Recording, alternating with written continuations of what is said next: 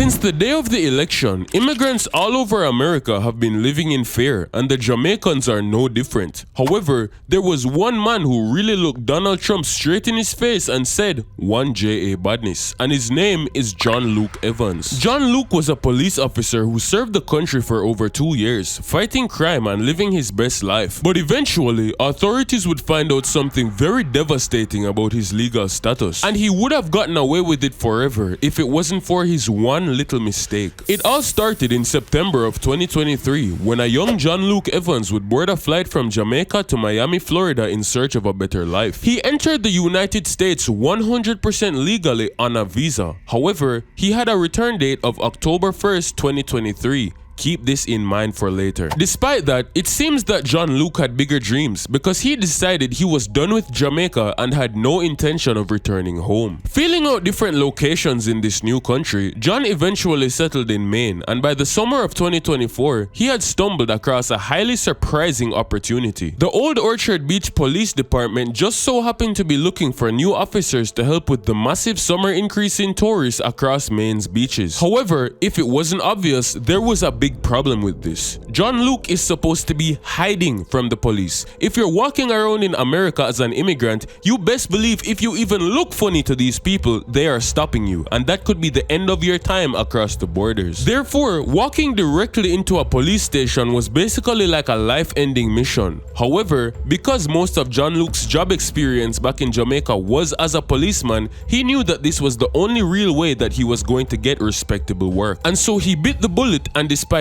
all of the thorough background checks, applied to be on the police force. To anyone with an ounce of sense, this would have been the stupidest thing you could have possibly done. However, to his surprise, he was somehow approved and even welcomed with open arms. To the department, he seemed like the perfect recruit. Young, fit, disciplined, and most importantly, experienced since he was a police back home. And not only did he somehow pass all of the internal background checks, but also when his I-9 employment form was submitted to the feds, the federal verification system came back green. Regardless of how this was even possible, one thing we know as Jamaicans is that when God gives you a blessing, who are you to question it? And so now that he was authorized to work with an official employment authorization document, he was now legally approved to be a policeman in the United States until 2030. During his time as a police officer, Jon-Luke Evans would dedicate himself to his work, forming relationships in his department, fighting crime, and becoming a well-liked and well-respected member of his community. Locals saw him patrolling the beaches, directing traffic, and handling summer crowds, and to his colleagues, he was reliable, professional, and even quote-unquote missed when he wasn't on the shift, as one of them has said. It's fair to say that they were better off having him around than not, and for this time, he genuinely thought that the life he came here to live was finally being achieved.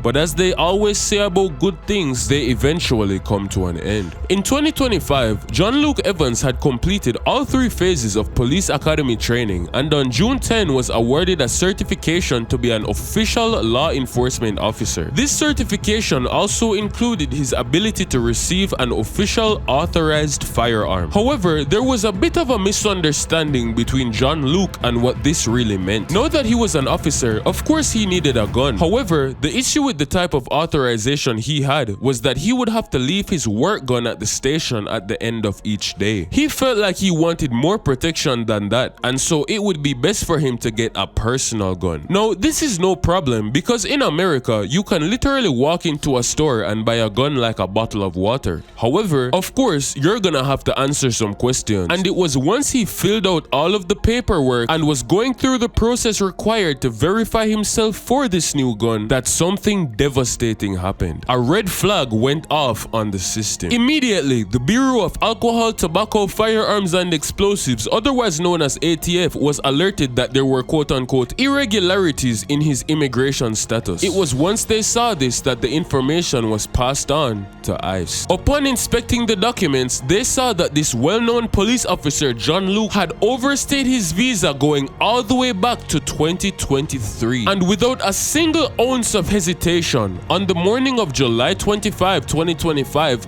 ICE agents moved onto the scene and arrested him just a block away from his home. Of course, this arrest was shocking and caused a major uproar in the city, with one half of people saying, how could you arrest a man who was simply doing nothing but helping the community and putting his life on the line, while the other half cried out in anger, questioning how the system could have allowed one of these illegal aliens to slip through the cracks. It all became so much that the police chief himself had to come out and clear the air. He said that there were in fact background checks and over 153 pages of documents that were submitted. However, in the end, once Jon-Luke's file was ran on the federal government system, they are the ones who approved him to be employed. So once the police see that the feds verified it, why would they question otherwise? But the feds didn't take this lightly. Apparently to them, the police department had relied too heavily on their online verification system, which only checks a person's eligibility for employment, not necessarily an issue pertaining to overstaying a visa. And it's because of this that ICE accused the department of quote-unquote reckless reliance on flawed systems. As Jon-Luke sat in custody, he wondered if it was all worth it and whether or not he was going to be deported. Keep in mind that being deported does not simply just mean leaving the US. If a person is forcefully deported, that means that they will be banned from re-entering the US from anywhere between 5 to 20 years. And any hope of ever attaining an actual citizenship or green card or even another visa can be kissed goodbye. To make matters worse, he was literally working alongside the very people enforcing the law, which meant that they were most likely going to try their hardest to make an example out of him. His thoughts ate him alive in that police station. However, it would seem that God was looking out for Jon-Luke without him even knowing. In August of 2025, it was eventually time for his trial, where his fate would be decided and he was placed in a court of law. It was here that all the facts were presented on the table, and nobody had any clue of where this was going to go. Because on one hand, you could argue that the negligence of the systems played a role in it, and at the end of the day, he was contributing to the country. However, on the other side, you could say that he made a mockery of the law enforcement system by even applying knowing full well that he wasn't legal. Kind of like Mike Ross from Suits. However, similar to that guy, it seems like the judge had some interesting thoughts that day, or maybe he was just in a really good mood. But for whatever reason, he decided that instead of making an example out of Jon-Luke, he would provide him with a rare opportunity. You see, just because somebody is found out to be an illegal immigrant does not necessarily mean they have to be deported. Provided that they meet a specific set of criteria, they can actually be granted the ability to freely leave the country of their own volition. This would mean that there would be no record of the deportation and he could just pretend like he came back from a really long vacation. All he had to do was acknowledge that he was in fact there illegally, withdraw any pending applications for status, and formally agree to leave the country within a specific time frame. Of course, nobody is excited to leave their entire life behind, but given the circumstances, I'm sure that internally he was jumping for joy. Since coming back to Jamaica, I have no clue what became of Jon-Luke. However, one thing I do know is that if you really do want an opportunity for yourself, America is probably not the best place to be right now, especially if you don't actually have a way of getting a legal status. They claim to be targeting criminals, but even if you're a normal person trying to make a living, even if you have good intentions and try to help your community, once they find you, it's over. And unlike this guy who actually had ties and connections to the legal system so he got off light, you most likely will not be so lucky. But for the rest of us who want to stay in Jamaica and still make money, there are many ways to get rich, and if you want to learn them, click the video on your screen right now to learn every way to get rich in Jamaica, legally and illegally. And as always, the dance hall has been decoded.